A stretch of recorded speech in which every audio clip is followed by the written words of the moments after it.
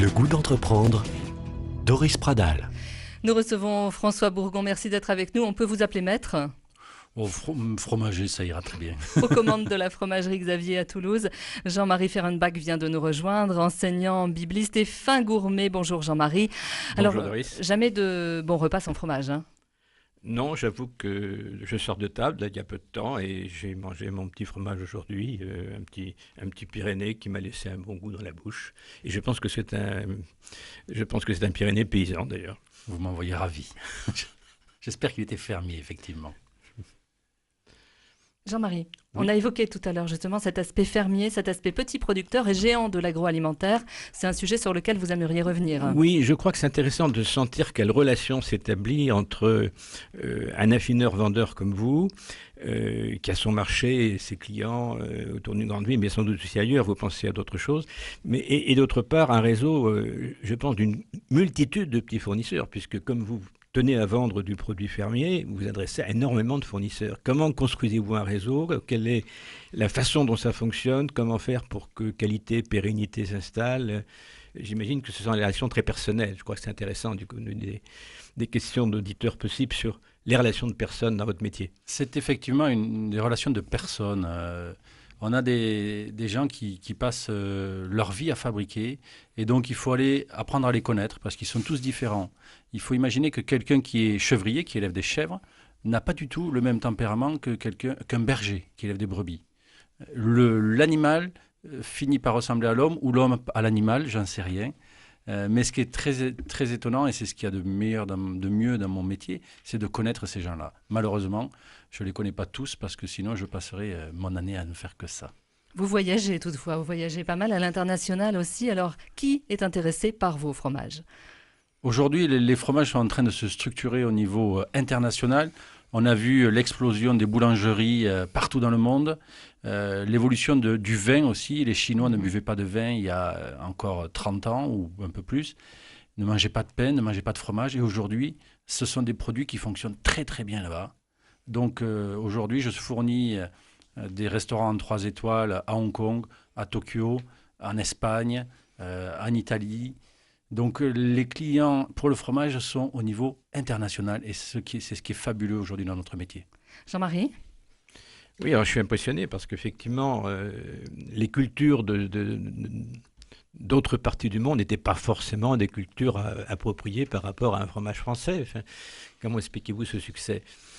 Alors, c'est sûrement un des bons côtés de la mondialisation ou peut-être juste du mouvement de population qui a fait que on s'est nous ouvert à d'autres produits qui n'existaient pas en France, comme sûrement les ananas, les bananes, le caviar. Et donc, on s'est échangé les produits. Ce que je repère, c'est que quand je vais à Hong Kong, quand je vais à Tokyo, les gens ont énormément de curiosité pour le goût. Donc, ils aiment goûter, ils aiment découvrir. Et dans certains fromages, par exemple les vieux comtés, ils retrouvent le goût que les Japonais adorent, c'est l'umami. Donc, c'est des produits qu'ils comprennent tout de suite. Et il y a donc une explosion, même aux États-Unis, où on se remet à fabriquer en lait cru. Ça, c'est pas extraordinaire? En lait cru. Oui, oui, oui. Alors que les Américains ont été les premiers à nous expliquer qu'il fallait fabriquer un lait pasteurisé. Et là, maintenant, ils ont compris que la pasteurisation, c'était très mauvais pour la santé, ou potentiellement très mauvais. Je vais peut-être un peu pondérer mon discours. Mais voilà, on revient sur la nature et les Américains sont en train de nous remontrer la voie. Vous allez l'expliquer tout ça dans votre future structure que vous êtes en train de bâtir d'ailleurs sur Toulouse, l'Origine, ça va s'appeler l'Origine. On va y parler fromage, transmission, savoir-faire, formation. C'est le projet de mes 4 dernières années de travail.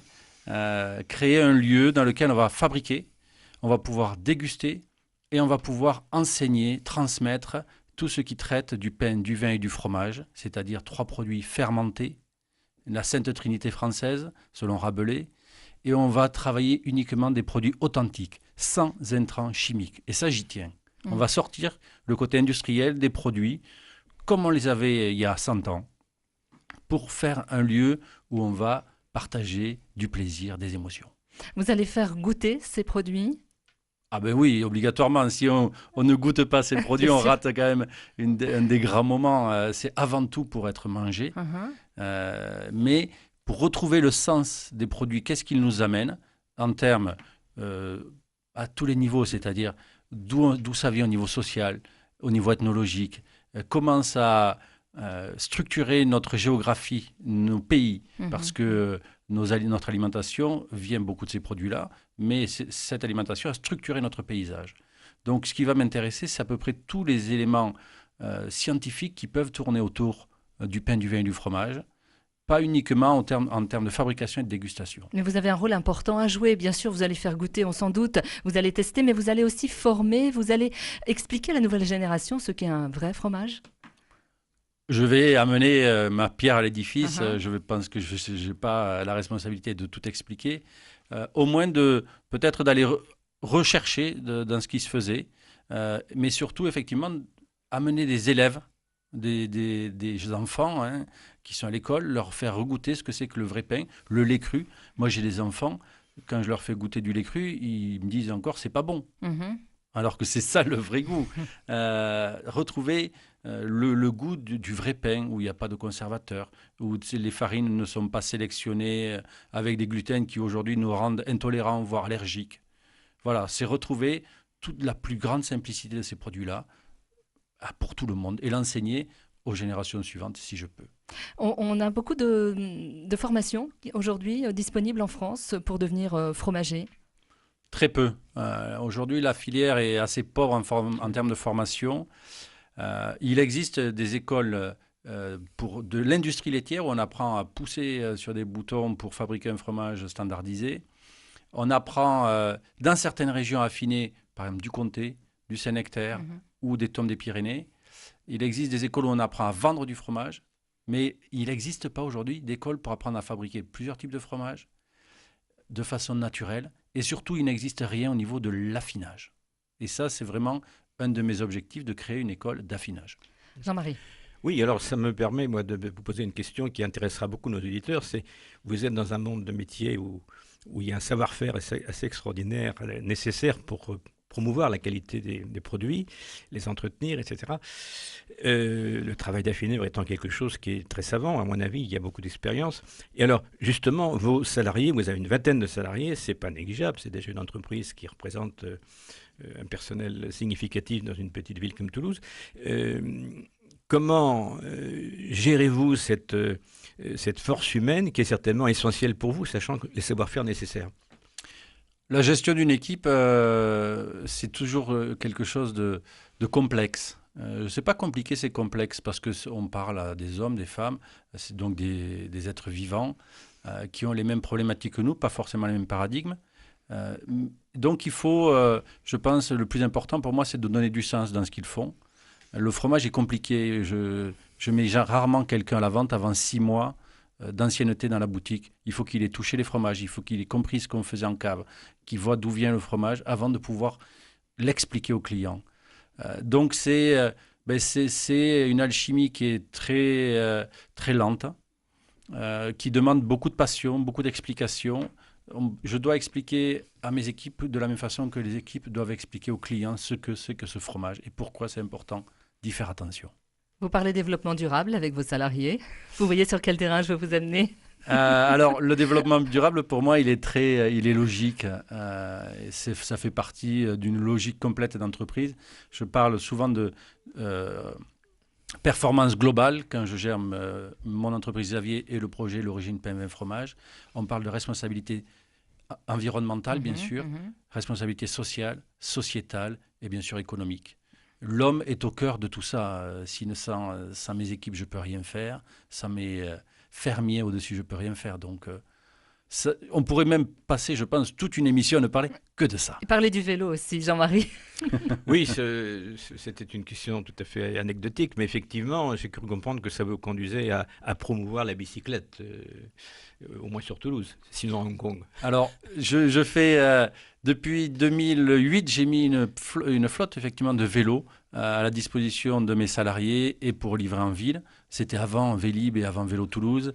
L'objectif était très simple, c'est d'avoir un moyen de circuler qui soit efficace, facile, non polluant, qui ne prenne quasiment aucune emprise dans la ville. Donc il y a énormément d'avantages. Je suis venu à la radio tout à l'heure en vélo. je me suis garé devant, je suis parti de devant chez moi. Qu'est-ce qu'il y a de plus efficace aujourd'hui? Donc oui, la responsabilité environnementale, c'est fondamental, mais il y a plein de petites choses qui peuvent fonctionner. J'aime bien l'expression de Pierre Rabhi sur tout ce qui est responsabilité sociétale, qui est la contamination positive, que chacun amène, que chacun fasse ce qu'il a à faire. Très bien, merci beaucoup. Ce sera le mot de la fin. Jean-Marie, quelque chose à ajouter?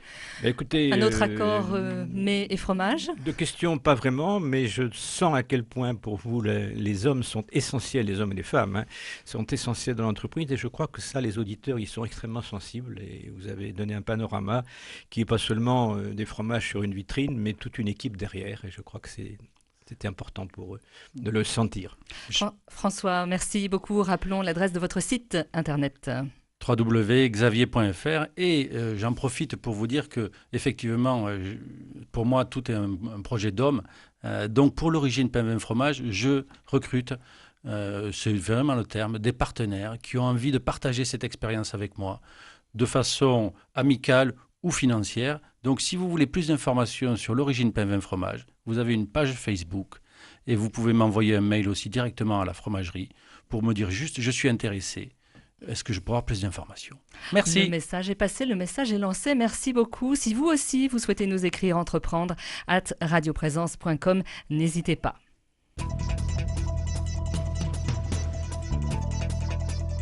Retrouvez cette émission sur décideurenrégion.fr/midi-pyrénées. Le goût d'entreprendre, une émission en partenariat avec la Caisse d'épargne, la Banque des entreprises et des professionnels de Midi-Pyrénées.